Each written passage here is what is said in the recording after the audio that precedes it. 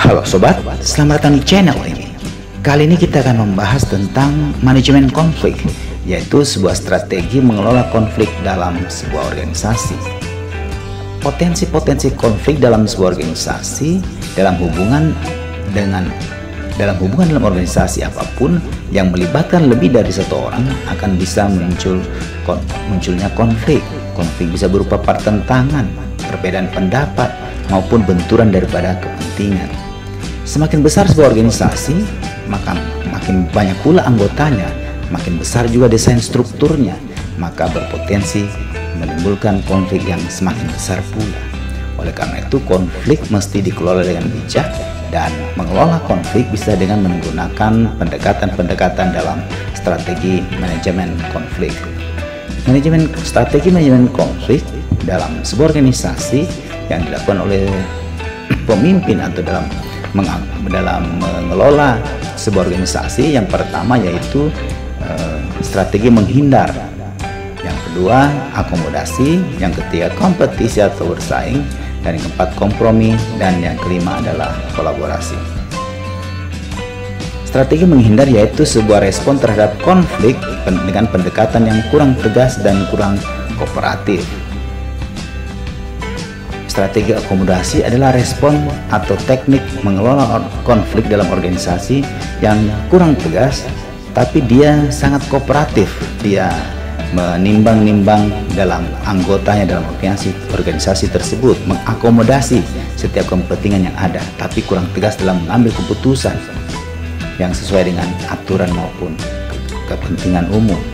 Yang ketiga itu kompetisi atau bersaing, adalah pendekatan yang sebuah respon terhadap konflik dengan pendekatan yang sangat tegas, tapi justru dia kurang kooperatif.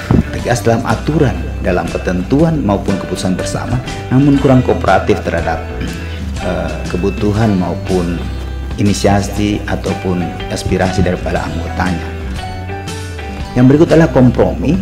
Kompromi yaitu respon terhadap konflik dengan pendekatan yang cukup tegas dan juga cukup kooperatif. Dia tengah-tengah saja.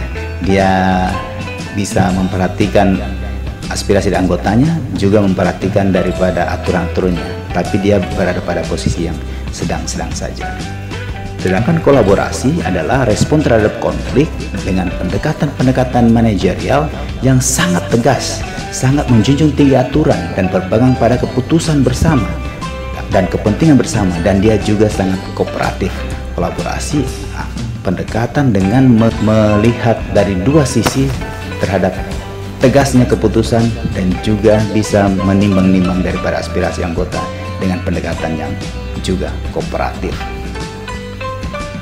Strategi manajemen konflik kalau digambarkan dalam diagram bisa terlihat bahwa strategi dengan kolaborasi adalah pilihan yang baik karena dia tegas dan kooperatif, dan di tengah-tengah adalah kompromi karena dia cukup tegas dan cukup kooperatif.